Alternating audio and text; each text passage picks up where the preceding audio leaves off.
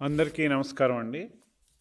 ఆంధ్ర రాష్ట్రంలో ఆరోగ్య శాఖ మంత్రిత్వ శాఖ ఉందా లేక జగన్మోహన్ రెడ్డి ప్రభుత్వంలో ఆ శాఖను మూసేశారా?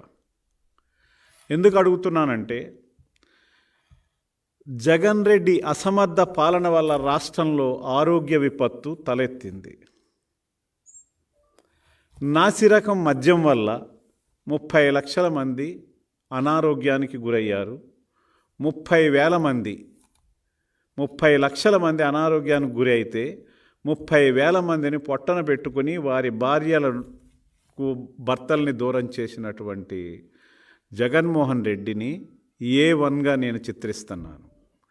ఈ A1 జగన్మోహన్ రెడ్డి చేసినటువంటి ఈ అరాచకమైనటువంటి పాలనలో సంక్షేమంలో ముఖ్య భాగం ఆరోగ్యం.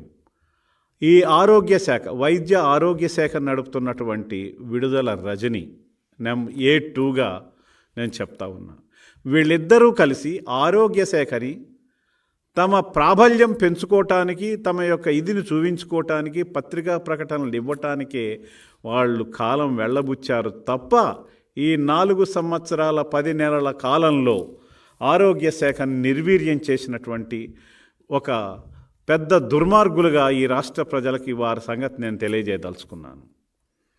అలాగే నాడు చంద్రబాబు నాయుడు గారి పాలనలో నీతి ఆయోగ్ ర్యాంకింగ్స్ తీసుకున్నట్లయితే వైద్య ప్రమాణాల్లో ఏపీ దేశంలో 4వ స్థానంలో ఉండి నిలకడగా మరి సేవలు అందించినటువంటి ఘనత చంద్రబాబు నాయుడు గారి పాలనలో ఉంది.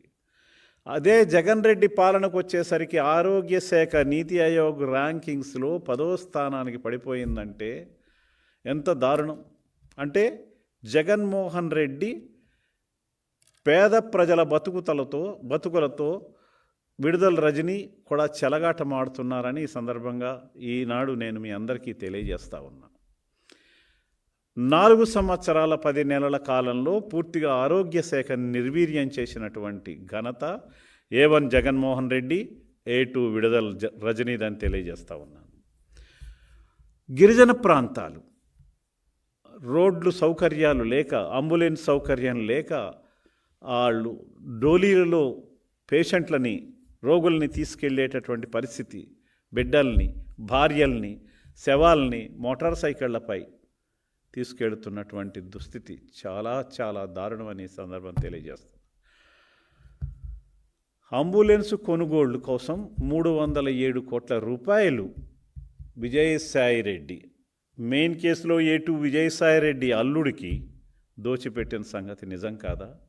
ఆ 307 కోట్లతో అంబులెన్సులు కొన్నామని ఏ ఒక్క అంబులెన్సు కూడా గిరిజన ప్రాంతాల్లో తిరగకపోవటం చూస్తుంటే జగన్మోహన్ రెడ్డి నా ఎస్సీలు, నా ఎస్టీలు, నా బీసీలు, నా మైనారిటీలు అని చొల్లు కార్చుకుంటూ మాట్లాడటం తప్పితే నిజమైనటువంటి ప్రేమ కానీ, నిజమైనటువంటి సహాయక చెయ్యాలనే తపన కానీ ఈ జగన్మోహన్ రెడ్డికి లేదు.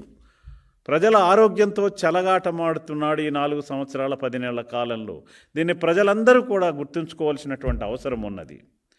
అంతేకాకుండా 5 మెడికల్ కాలేజీలు స్థాపించి 17 మెడికల్ కాలేజీలు స్థాపించినట్టుగా అబద్ధం ఆడుతున్నటువంటి వ్యక్తి జగన్మోహన్ రెడ్డి అనేటువంటి విషయాన్ని కూడా ఈ సందర్భంగా తెలియజేస్తున్నాను.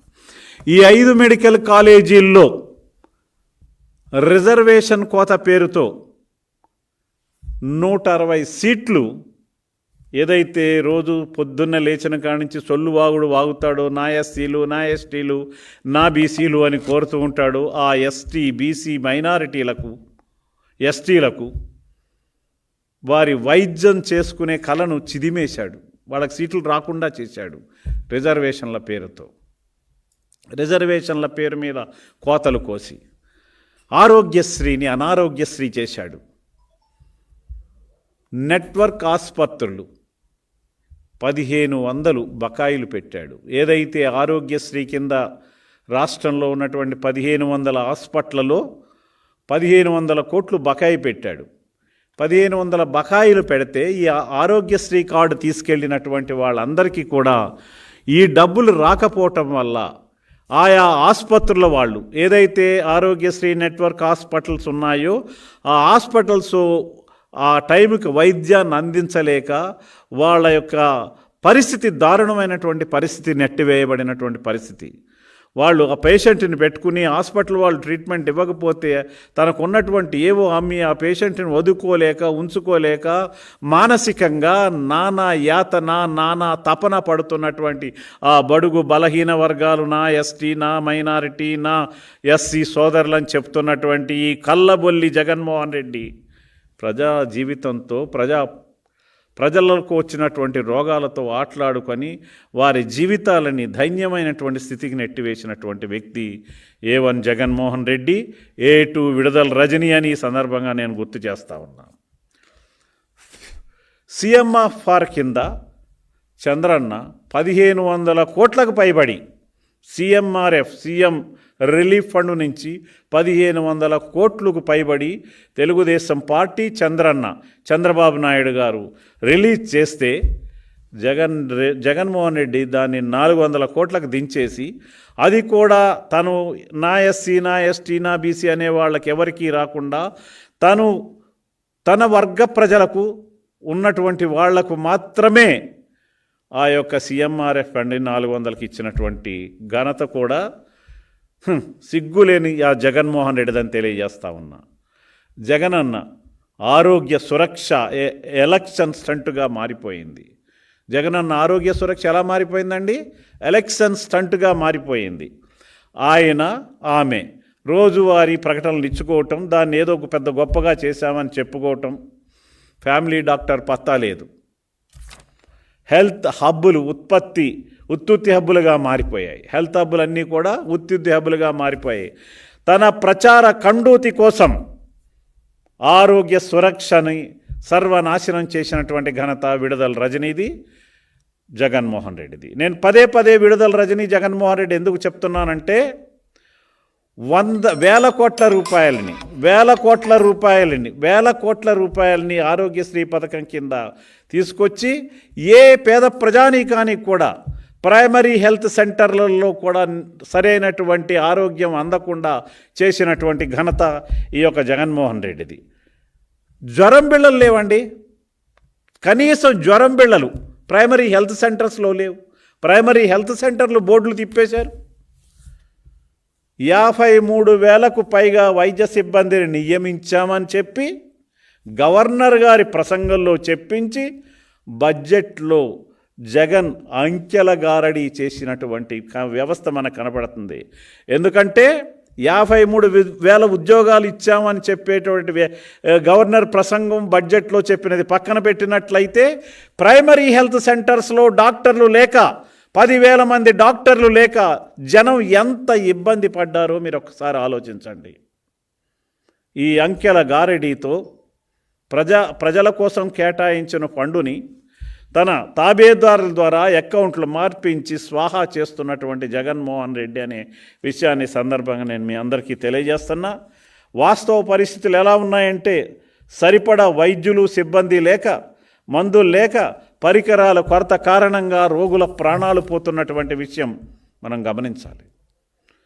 కొన్ని చోట్ల స్వయంగా డాక్టర్లే రోగులను ఇతర ఆసుపత్రులకి రిఫర్ చేస్తున్నారంటే ఆంధ్రప్రదేశ్లో ఆరోగ్య శాఖ పరిస్థితి ఇంత దారుణంగా ఉందా? ఈ రకంగా ప్రజల ప్రాణాలతో ఆరోగ్యంతో చెలగాటమాడుతున్నాడా జగన్మోహన్ రెడ్డి?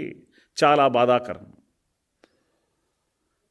అంతేకాకుండా జగన్మోహన్ రెడ్డి నిర్లక్ష్యానికి కరోనా సమయంలో వైద్యం అందక 50,000 మంది చనిపోయారని చెప్పి సెంట్రల్ గవర్నమెంట్కి ఇచ్చిన లెక్కల్లో ఉంది. కానీ లక్షల్లో చనిపోయినటువంటి విషయాన్ని సందర్భంగా నేను గుర్తు చేస్తున్నా. ఆక్సిజన్ అందక 110 మంది అని లెక్కల్లో చూపిస్తాడు. 1,000 మంది ఆక్సిజన్ అందక చనిపోయినటువంటి పరిస్థితి. జగన్మోహన్ రెడ్డి, నీ ఆరోగ్య శాఖని నువ్వు మూసేసావా? నువ్వు చేయదలుచుకోలేదా? నువ్వు ఇవ్వదలుచుకోలేదా? ప్రజల ప్రాణాలతో చెలగాట మాడుతున్నావా? నీకు సిగ్గు లేదా? ఏమిటి బాధాకరమైన పరిస్థితులు చూసి నువ్వేం చేయదలుచుకున్నావు? ఆనాడు మా ప్రభుత్వం, మా చంద్రబాబు నాయుడు గారి ప్రభుత్వం రోగం వచ్చాక మందులు పడేసే దానికన్నా రాకముందే నివారణ చర్యలు తీసుకోవటం ముఖ్యమని వైద్య రంగ మూలసూత్రంతో టీడీపీ ప్రభుత్వం పనిచేసిందనే విషయాన్ని సగౌరవంగా నేను తెలియజేస్తా ఉన్నాను. పేదల ఆరోగ్య పరిస్థితి మెరుగుపరిచేందుకు చంద్రబాబు నాయుడు గారు 33 పథకాలను అమలు చేసినటువంటి విషయాన్ని కూడా నేను గుర్తు చేస్తూ ఉన్నా. 2014లో మా ప్రభుత్వం అధికారంలోకి వచ్చే నాటికి ఏపీలో ఆరోగ్యం కోసం ఒక వ్యక్తి సగటును చేసే ఖర్చు 5,000 అయితే దాన్ని ముందస్తు చర్యలు తీసుకోవటం ద్వారా 33 పథకాలు అమలు చేయటం ద్వారా కేవలం 950 రూపాయలకు తగ్గించిన ఘనత కూడా నారా చంద్రబాబు నాయుడు గారిది. అంత గొప్పగా పేద ప్రజల ఆరోగ్యాన్ని, ప్రైమరీ హెల్త్ సెంటర్స్ని, ఇతరత్రా కూడా డాక్టర్లకు కావాల్సిన అనేక సహాయ సదుపాయాలని కలిగించినటువంటి ఘనత నారా చంద్రబాబు నాయుడు గారిది. నువ్వు హాస్పిటల్లో పరికరాలు లేవు, మందులు లేవు, కాటన్ లేదు, హ్యాండ్ గ్లౌజ్ లేవన్న డాక్టర్లని నరక యాతన పాలు చేసి చంపించేశావు. ఇలాగా నిన్ను క్వశ్చన్ చేసిన వాళ్ళందరినీ ఇబ్బంది పెట్టావు. ఈ యొక్క ప్రైమరీ హెల్త్ సెంటర్స్ అన్నింటినీ కూడా నీవు నాశనం చేయటానికే కంకణం కట్టుకున్నావు. డే 1 నుంచి కూడా నువ్వు అధికారం చేపట్టిన రోజు నుంచి ఇప్పటి వరకు కూడా ప్రైమరీ హెల్త్ సెంటర్స్కి వల్ల వచ్చే ఆరోగ్యం పొందే ప్రతి పౌరుణ్ణి, ఈ రాష్ట్రంలో ఉండే ప్రతి పౌరుణ్ణి దానికి ఆరోగ్యానికి నోచుకోలేనటువంటి పరిస్థితి సృష్టించావు. ముఖ్యమంత్రి ఆరోగ్య సురక్ష కింద రాష్ట్ర వ్యాప్తంగా 13 జిల్లాల్లో 15 కార్పొరేషన్లు, 39 మున్సిపాలిటీల్లో 2017 జనవరి నుంచి ముఖ్యమంత్రి ఆరోగ్య కేంద్రాలు 222 ప్రారంభించాం మేము. శ్రీకాకుళం జిల్లాలో ఉద్దానం ప్రాంతం, ప్రకాశం జిల్లా కనిగిరి ప్రాంతంలో కిడ్నీ వ్యాధులతో సతతమవుతున్నటువంటి పేషెంట్లకు టీడీపీ ప్రభుత్వం చంద్రబాబు నాయుడు గారు అండగా నిలిచి వారికి 2,500 పెన్షన్ ఇచ్చాం. 33 డయాలసిస్ కేంద్రాలను ఏర్పాటు చేశాం.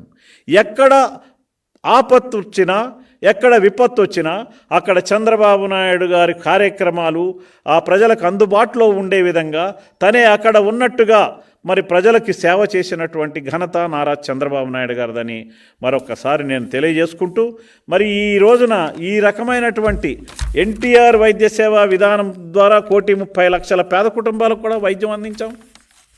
రాజధాని అమరావతిలో సుమారు 30 ఎకరాల్లో హెల్త్ స్ట్రీట్ ఏర్పాటుకు ప్రణాళికలు రచించాం. ప్రపంచ బ్యాంకు ఆర్థిక సాయంతో ఉప ఆరోగ్య కేంద్రాలను బలోపేతం చేయాలనుకున్నాం.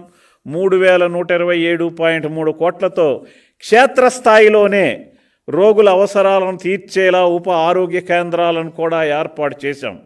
దీన్నంతా కూడా మసిపూసి మారేడుకాయ చేసి ఈ వ్యవస్థలన్నీ తొక్కి నీవు ప్రజల ప్రాణాలతో, ప్రజల యొక్క ఆరోగ్యంతో ఆడుకుంటూ అక్కడ కేటాయించిన డబ్బునంతా కూడా ఎక్కడికి తరలించావు, ఏ అకౌంట్లోకి తరలించావు? జగన్మోహన్ రెడ్డి, A1, విడుదల రజని, A2 మిమ్మల్ని అడుగుతున్నా, ప్రజలు అడుగుతున్నారు. మీరు ఆన్సర్ చేయవలసినటువంటి అవసరం ఉన్నది. సామాన్య మధ్యతరగతి ప్రజల వైద్య పరీక్షలు భారంగా మారని నేపథ్యంలో అనేక రకాలైన ఉచిత టెస్టులు చేయించాం మేము. ప్రభుత్వ ఆసుపత్రిలో ప్రసవం తర్వాత తల్లి బిడ్డను సురక్షితంగా స్వస్థలానికి చేర్చేందుకు తల్లి బిడ్డ ఎక్స్ప్రెస్ పథకాన్ని పెట్టాం.